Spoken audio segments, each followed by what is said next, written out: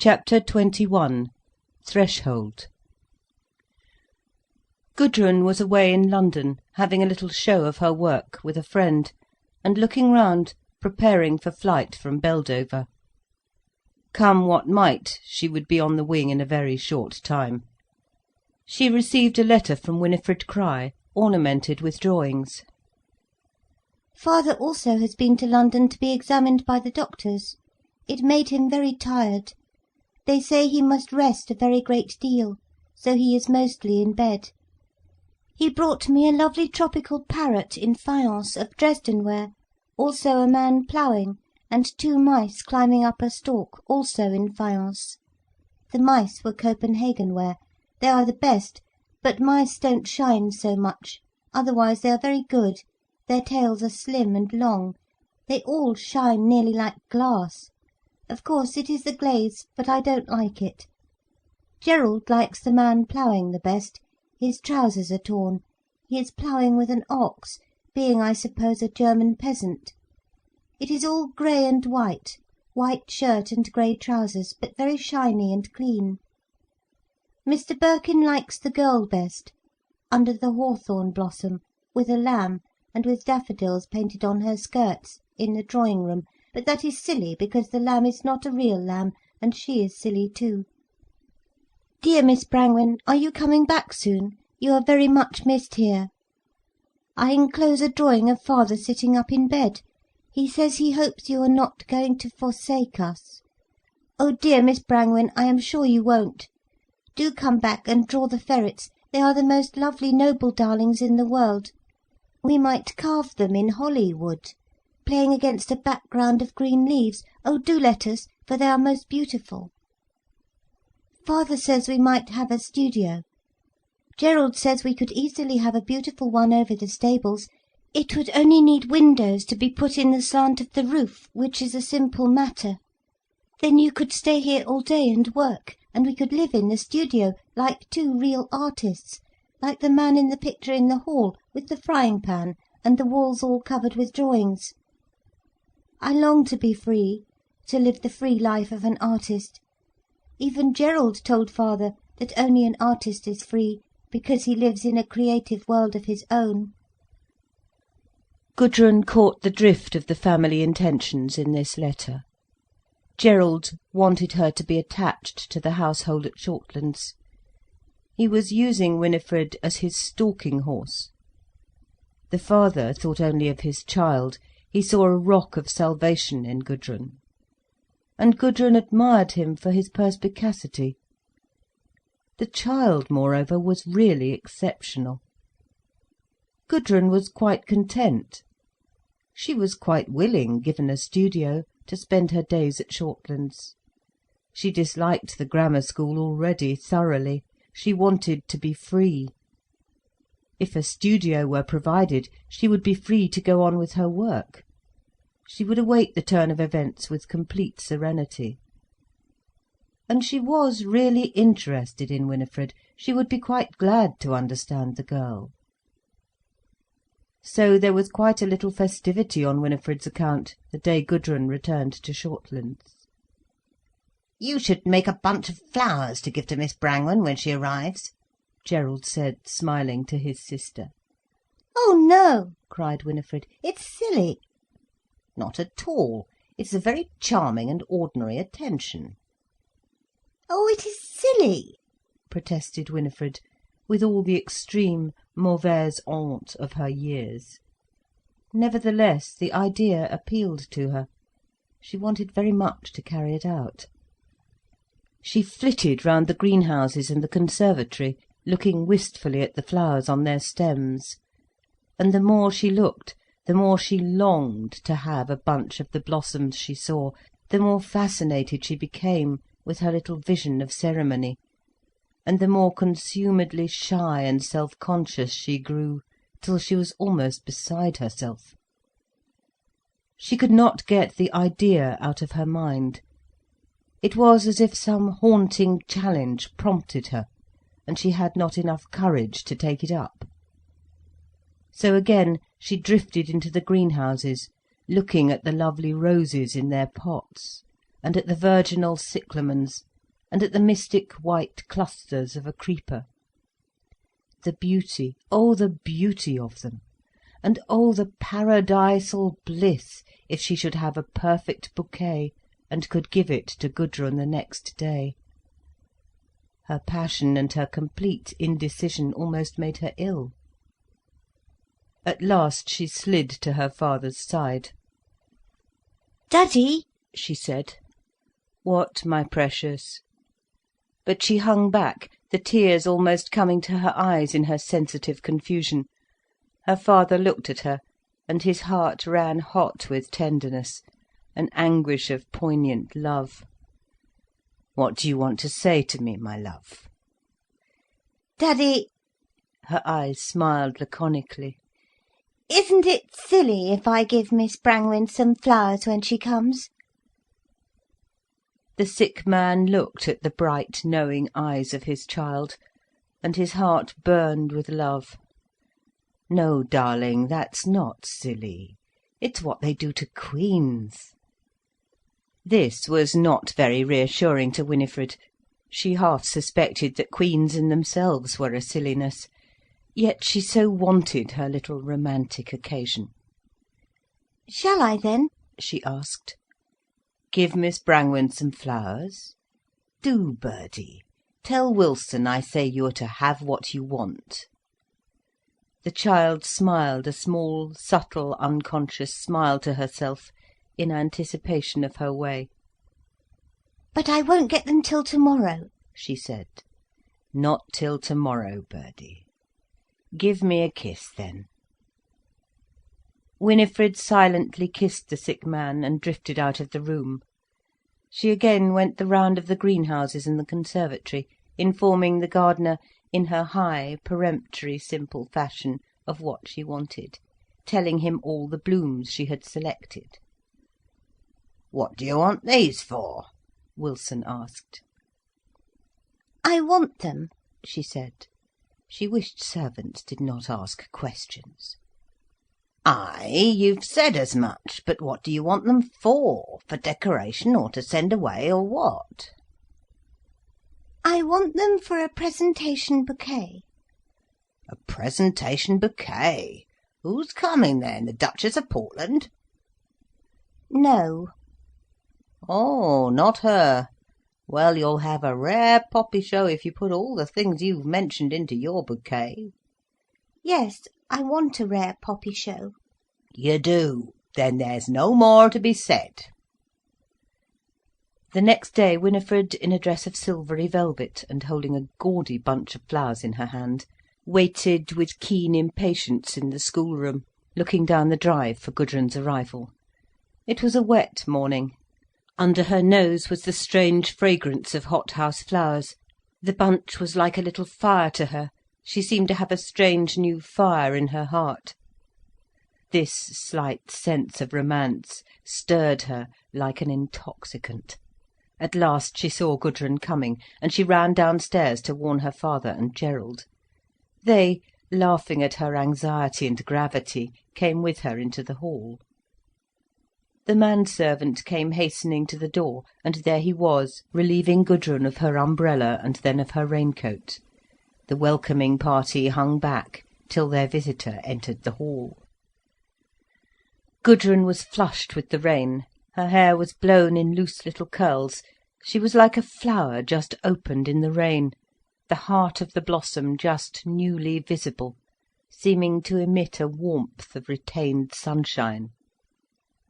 Gerald winced in spirit, seeing her so beautiful and unknown. She was wearing a soft blue dress, and her stockings were of dark red. Winifred advanced with odd, stately formality. "We are so glad you've come back," she said. "These are your flowers." She presented the bouquet. "Mine!" cried Gudrun. She was suspended for a moment, then a vivid flush went over her. She was as if blinded for a moment with a flame of pleasure. Then her eyes, strange and flaming, lifted and looked at the father and at Gerald. And again Gerald shrank in spirit, as if it would be more than he could bear as her hot, exposed eyes rested on him. There was something so revealed, she was revealed beyond bearing to his eyes. He turned his face aside, and he felt he would not be able to avert her, and he writhed under the imprisonment. Gudrun put her face into the flowers. "But how beautiful they are," she said in a muffled voice. Then with a strange, suddenly revealed passion, she stooped and kissed Winifred. Mr Crich went forward with his hand held out to her. "I was afraid you were going to run away from us," he said playfully. Gudrun looked up at him with a luminous, roguish, unknown face. "Really," she replied. "No, I didn't want to stay in London." Her voice seemed to imply that she was glad to get back to Shortlands. Her tone was warm and subtly caressing. "That is a good thing," smiled the father. "You see, you are very welcome here among us." Gudrun only looked into his face with dark blue, warm, shy eyes. She was unconsciously carried away by her own power. "And you look as if you came home in every possible triumph," Mr Crich continued, holding her hand. "No," she said, glowing strangely. "I haven't had any triumph till I came here." "Ah, come, come, we're not going to hear any of those tales.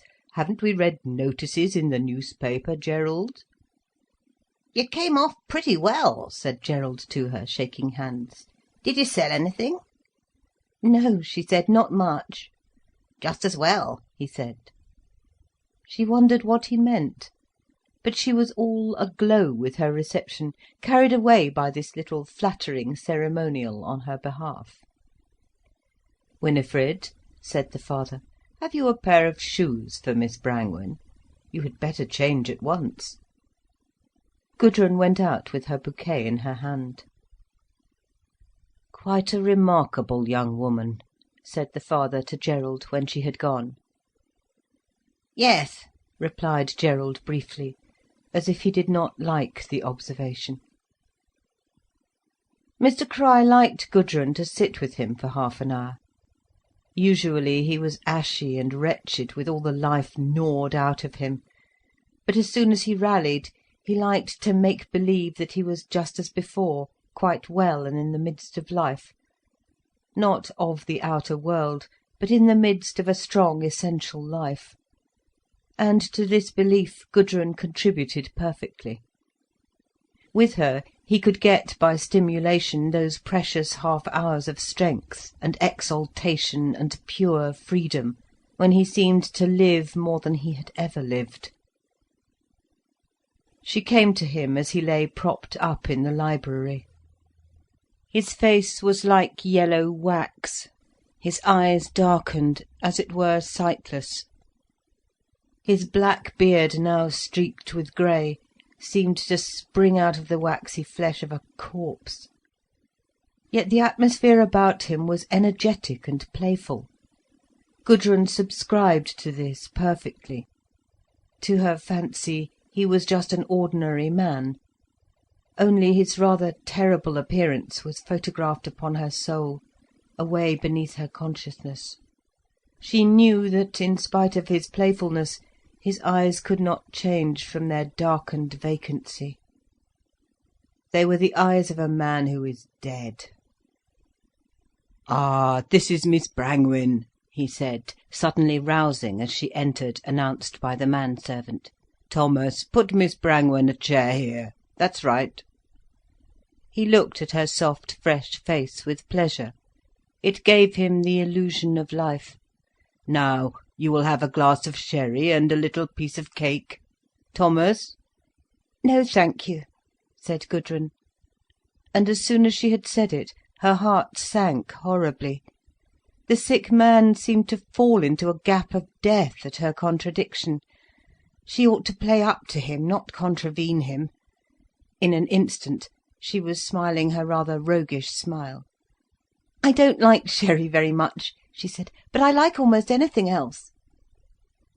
The sick man caught at this straw instantly. Not sherry, no, something else. What then? What is there, Thomas? Port wine? Curaçao? I would love some curaçao, said Gudrun, looking at the sick man confidingly. You would? Well then, Thomas, curaçao and a little cake. Or a biscuit? A biscuit, said Gudrun. She did not want anything, but she was wise. Yes. He waited till she was settled with her little glass and her biscuit. Then he was satisfied. You have heard the plan, he said with some excitement, for a studio for Winifred over the stables? No, exclaimed Gudrun in mock wonder. Oh, I thought Winnie wrote it to you in her letter. Oh, yes, of course, but I thought perhaps it was only her own little idea. Gudrun smiled subtly, indulgently. The sick man smiled also, elated. Oh no, it is a real project. There is a good room under the roof of the stables, with sloping rafters. We had thought of converting it into a studio. How very nice that would be, cried Gudrun with excited warmth. The thought of the rafters stirred her. You think it would? Well, it can be done. But how perfectly splendid for Winifred! Of course it is just what is needed if she is to work at all seriously. One must have one's workshop, otherwise one never ceases to be an amateur. Is that so? Yes. Of course, I should like you to share it with Winifred. Thank you so much. Gudrun knew all these things already, but she must look shy and very grateful, as if overcome. Of course, what I should like best would be if you could give up your work at the grammar school, and just avail yourself of the studio, and work there. Well, as much or as little as you liked. He looked at Gudrun with dark, vacant eyes. She looked back at him as if full of gratitude. These phrases of a dying man were so complete and natural, coming like echoes through his dead mouth. And as to your earnings, you don't mind taking from me what you have taken from the Education Committee, do you? I don't want you to be a loser. Oh, said Gudrun, if I can have the studio and work there, I can earn money enough, really I can. Well, he said, pleased to be the benefactor, we can see about all that. You wouldn't mind spending your days here? If there were a studio to work in, said Gudrun, I could ask for nothing better. Is that so? He was really very pleased, but already he was getting tired. She could see the grey, awful semi-consciousness of mere pain and dissolution coming over him again, the torture coming into the vacancy of his darkened eyes. It was not over yet, this process of death. She rose softly, saying, "Perhaps you will sleep. I must look for Winifred." She went out, telling the nurse that she had left him. Day by day, the tissue of the sick man was further and further reduced. Nearer and nearer the process came, towards the last knot which held the human being in its unity. But this knot was hard and unrelaxed. The will of the dying man never gave way. He might be dead in 9/10, yet the remaining tenth remained unchanged, till it too was torn apart. With his will he held the unit of himself firm, but the circle of his power was ever and ever reduced. It would be reduced to a point at last, then swept away. To adhere to life, he must adhere to human relationships, and he caught at every straw. Winifred, the butler, the nurse, Gudrun, These were the people who meant all to him in these last resources. Gerald, in his father's presence, stiffened with repulsion. It was so, to a less degree, with all the other children except Winifred. They could not see anything but the death when they looked at their father. It was as if some subterranean dislike overcame them. They could not see the familiar face, hear the familiar voice. They were overwhelmed by the antipathy of visible and audible death. Gerald could not breathe in his father's presence. He must get out at once. And so, in the same way, the father could not bear the presence of his son. It sent a final irritation through the soul of the dying man. The studio was made ready. Gudrun and Winifred moved in. They enjoyed so much the ordering and the appointing of it. And now they need hardly be in the house at all. They had their meals in the studio. They lived there safely, for the house was becoming dreadful. There were 2 nurses in white flitting silently about, like heralds of death. The father was confined to his bed. There was a come and go of sotto voce sisters and brothers and children. Winifred was her father's constant visitor. Every morning after breakfast she went into his room when he was washed and propped up in bed, to spend half an hour with him. "Are you better, Daddy?" she asked him invariably. And invariably he answered, "Yes, I think I'm a little better, pet." She held his hand in both her own, lovingly and protectively, and this was very dear to him. She ran in again as a rule at lunch-time to tell him the course of events, and every evening, when the curtains were drawn and his room was cosy, she spent a long time with him. Gudrun was gone home. Winifred was alone in the house. She liked best to be with her father. They talked and prattled at random, he always as if he were well, just the same as when he was going about, so that Winifred, with a child's subtle instinct for avoiding the painful things, behaved as if nothing serious was the matter. Instinctively she withheld her attention, and was happy. Yet in her remoter soul she knew as well as the adults knew, perhaps better. Her father was quite well in his make-belief with her. But when she went away, he relapsed under the misery of his dissolution. But still there were these bright moments, though as his strength waned, his faculty for attention grew weaker, and the nurse had to send Winifred away to save him from exhaustion. He never admitted that he was going to die. He knew it was so. He knew it was the end.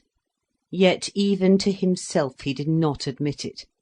He hated the fact mortally. His will was rigid. He could not bear being overcome by death. For him there was no death. And yet at times he felt a great need to cry out and to wail and complain. He would have liked to cry aloud to Gerald, so that his son should be horrified out of his composure. Gerald was instinctively aware of this, and he recoiled to avoid any such thing. This uncleanness of death repelled him too much. One should die quickly like the Romans. One should be master of one's fate in dying as in living. He was convulsed in the clasp of this death of his father's, as in the coils of the great serpent of Laocoon. The great serpent had got the father, and the son was dragged into the embrace of horrifying death along with him. He resisted always, and in some strange way he was a tower of strength to his father. The last time the dying man asked to see Gudrun, he was grey with near death. Yet he must see someone. He must, in the intervals of consciousness, catch into connection with the living world, lest he should have to accept his own situation. Fortunately he was most of his time dazed and half gone, and he spent many hours dimly thinking of the past, as it were dimly reliving his old experiences. But there were times even to the end when he was capable of realising what was happening to him in the present, the death that was on him. And these were the times when he called in outside help, no matter whose. For to realise this death that he was dying was a death beyond death, never to be borne. It was an admission never to be made. Gudrun was shocked by his appearance, and by the darkened, almost disintegrated eyes that still were unconquered and firm. "Well," he said in his weakened voice, "and how are you and Winifred getting on?" "Oh, very well indeed," replied Gudrun. There were slight dead gaps in the conversation, as if the ideas called up were only elusive straws floating on the dark chaos of the sick man's dying. "The studio answers all right?" he said. "Splendid. It couldn't be more beautiful and perfect," said Gudrun. She waited for what he would say next. "And you think Winifred has the makings of a sculptor?" It was strange how hollow the words were, meaningless. "I'm sure she has. She will do good things one day." "Ah, then her life won't be altogether wasted, you think?" Gudrun was rather surprised. "Sure it won't," she exclaimed softly. "That's right." Again Gudrun waited for what he would say. "You find life pleasant. It is good to live, isn't it?" he asked, with a pitiful faint smile that was almost too much for Gudrun. "Yes," she smiled. She would lie at random. "I get a pretty good time, I believe." "That's right. A happy nature is a great asset." Again Gudrun smiled, though her soul was dry with repulsion. Did one have to die like this, having the life extracted forcibly from one, whilst one smiled and made conversation to the end? Was there no other way? Must one go through all the horror of this victory over death, the triumph of the integral will that would not be broken till it disappeared utterly? One must. It was the only way. She admired the self-possession and the control of the dying man exceedingly, but she loathed the death itself. She was glad the everyday world held good, and she need not recognise anything beyond. "You are quite all right here? Nothing we can do for you? Nothing you find wrong in your position?" "Except that you are too good to me," said Gudrun. "Ah, well, the fault of that lies with yourself," he said. And he felt a little exultation that he had made this speech. He was still so strong and living, but the nausea of death began to creep back on him in reaction. Gudrun went away back to Winifred. Mademoiselle had left. Gudrun stayed a good deal at Shortlands, and a tutor came in to carry on Winifred's education. But he did not live in the house. He was connected with the grammar school.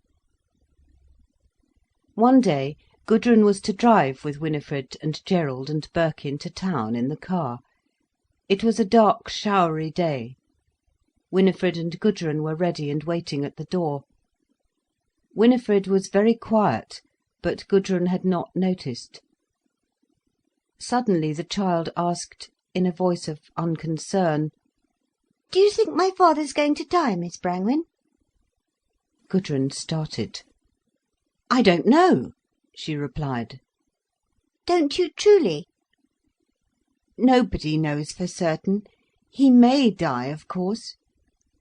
The child pondered a few moments. Then she asked, "But do you think he will die?" It was put almost like a question in geography or science, insistent, as if she would force an admission from the adult. The watchful, slightly triumphant child was almost diabolical. "Do I think he will die?" repeated Gudrun. "Yes, I do." But Winifred's large eyes were fixed on her, and the girl did not move. "He is very ill," said Gudrun. A small smile came over Winifred's face, subtle and sceptical. "I don't believe he will," the child asserted mockingly, and she moved away into the drive. Gudrun watched the isolated figure, and her heart stood still. Winifred was playing with a little rivulet of water, absorbedly, as if nothing had been said. "I've made a proper dam," she said, out of the moist distance. Gerald came to the door from out of the hall behind. "It is just as well she doesn't choose to believe it," he said. Gudrun looked at him. Their eyes met, and they exchanged a sardonic understanding. "Just as well," said Gudrun. He looked at her again, and a fire flickered up in his eyes. "Best to dance while Rome burns, since it must burn, don't you think?" he said.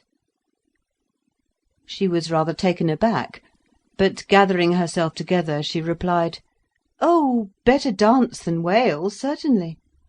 "So I think." And they both felt the subterranean desire to let go, to fling away everything, and lapse into a sheer unrestraint, brutal and licentious. A strange black passion surged up pure in Gudrun. She felt strong, she felt her hands so strong, as if she could tear the world asunder with them. She remembered the abandonments of Roman licence, and her heart grew hot. She knew she wanted this herself also, or something equivalent. Ah, if that which was unknown and suppressed in her were once let loose, what an orgiastic and satisfying event it would be. And she wanted it. She trembled slightly from the proximity of the man who stood just behind her, suggestive of the same black licentiousness that rose in herself. She wanted it with him, this unacknowledged frenzy. For a moment the clear perception of this preoccupied her, distinct and perfect in its final reality. Then she shut it off completely, saying, "We might as well go down to the lodge after Winifred. We can get in the car there." "So we can," he answered, going with her. They found Winifred at the lodge, admiring the litter of pure-bred white puppies. The girl looked up, and there was a rather ugly, unseeing cast in her eyes as she turned to Gerald and Gudrun. She did not want to see them. "Look!" she cried. "3 new puppies! Marshall says this one seems perfect. Isn't it a sweetling? But it isn't so nice as its mother." She turned to caress the fine white bull-terrier bitch that stood uneasily near her. "My dearest Lady Crich," she said, "you are beautiful as an angel on earth. Angel, angel. Don't you think she's good enough and beautiful enough to go to heaven, Gudrun? They will be in heaven, won't they? And especially my darling Lady Crich. Mrs. Marshall, I say." "Yes, Miss Winifred?" said the woman, appearing at the door. Oh, do call this one Lady Winifred if she turns out perfect, will you? Do tell Marshall to call it Lady Winifred." "I'll tell him, but I'm afraid that's a gentleman puppy, Miss Winifred." "Oh, no!" There was the sound of a car. "There's Rupert!" cried the child, and she ran to the gate. Birkin, driving his car, pulled up outside the lodge gate. "We're ready!" cried Winifred. "I want to sit in front with you, Rupert, may I?" "I'm afraid you'll fidget about and fall out," he said. "No, I won't. I do want to sit in front next to you. It makes my feet so lovely and warm from the engines." Birkin helped her up, amused at sending Gerald to sit by Gudrun in the body of the car. "Have you any news, Rupert?" Gerald called as they rushed along the lanes. "News?" exclaimed Birkin. "Yes." Gerald looked at Gudrun, who sat by his side, and he said, his eyes narrowly laughing, "I want to know whether I ought to congratulate him, but I can't get anything definite out of him." Gudrun flushed deeply. "Congratulate him on what?" she asked. "There was some mention of an engagement. At least he said something to me about it." Gudrun flushed darkly. "You mean with Ursula?" she said in challenge. "Yes, that is so, isn't it?" "I don't think there's any engagement," said Gudrun coldly. "That's so. Still no developments, Rupert?" he called. "Where? Matrimonial? No." "How's that?" called Gudrun. Birkin glanced quickly round. There was irritation in his eyes also. "Why?" he replied. "What do you think of it, Gudrun?" "Oh!" she cried, determined to fling her stone also into the pool, since they had begun. "I don't think she wants an engagement. Naturally, she's a bird that prefers the bush." Gudrun's voice was clear and gong-like. It reminded Rupert of her father's, so strong and vibrant. "And I," said Birkin, his face playful but yet determined, "I want a binding contract, and am not keen on love, particularly free love." They were both amused. Why this public avowal? Gerald seemed suspended a moment in amusement. "Love isn't good enough for you?" he called. "No!" shouted Birkin. "Ha! Well, that's being over-refined," said Gerald, and the car ran through the mud. "What's the matter really?" said Gerald, turning to Gudrun. This was an assumption of a sort of intimacy that irritated Gudrun, almost like an affront. It seemed to her that Gerald was deliberately insulting her, and infringing on the decent privacy of them all. "What is it?" she said in her high, repellent voice. "Don't ask me. I know nothing about ultimate marriage, I assure you, or even penultimate." "Only the ordinary unwarrantable brand," replied Gerald. "Just so, same here. I'm no expert on marriage and degrees of ultimateness. Seems to be a bee that buzzes loudly in Rupert's bonnet." "Exactly. But that is his trouble, exactly. Instead of wanting a woman for herself, he wants his ideas fulfilled, which, when it comes to actual practice, is not good enough." "Oh no, best go slap for what's womanly in woman, like a bull at a gate." Then he seemed to glimmer in himself. "You think love is the ticket, do you?" he asked. "Certainly, while it lasts. You only can't insist on permanency," came Gudrun's voice, strident above the noise. "Marriage or no marriage, ultimate or penultimate, or just so-so. Take the love as you find it." "As you please or as you don't please," she echoed. "Marriage is a social arrangement, I take it, and has nothing to do with the question of love." His eyes were flickering on her all the time. She felt as if he were kissing her freely and malevolently. It made the colour burn in her cheeks, but her heart was quite firm and unfailing. "You think Rupert is off his head a bit?" Gerald asked. Her eyes flashed with acknowledgment. "As regards a woman, yes," she said, "I do. There is such a thing as two people being in love for the whole of their lives, perhaps. But marriage is neither here nor there, even then. If they are in love, well and good. If not, why break eggs about it?" "Yes," said Gerald, "that's how it strikes me. But what about Rupert?" "I can't make out. Neither can he nor anybody. He seems to think that if you marry, you can get through marriage into a third heaven or something, all very vague." "Very. And who wants a third heaven? As a matter of fact, Rupert has a great yearning to be safe, to tie himself to the mast." "Yes, it seems to me he's mistaken there too," said Gudrun.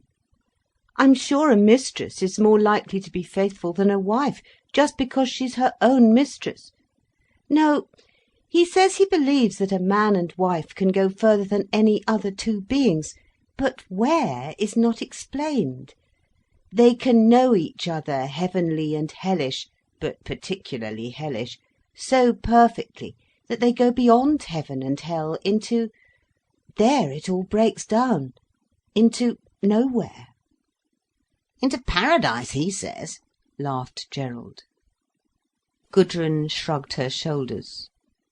"Je m'en fiche of your paradise," she said. "Not being a Mohammedan," said Gerald. Birkin sat motionless, driving the car, quite unconscious of what they said.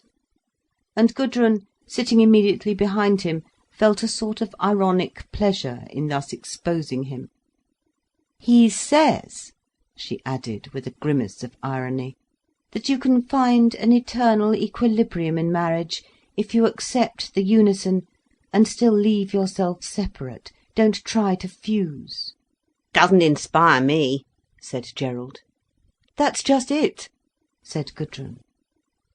"I believe in love, in a real abandon, if you're capable of it," said Gerald. "So do I," said she. "And so does Rupert too, though he is always shouting." "No," said Gudrun, "he won't abandon himself to the other person. You can't be sure of him. That's the trouble, I think." "Yet he wants marriage. Marriage, et puis?" "Le paradis," mocked Gudrun. Birkin, as he drove, felt a creeping of the spine, as if somebody was threatening his neck. But he shrugged with indifference. It began to rain. Here was a change. He stopped the car and got down to put up the hood. End of chapter 21.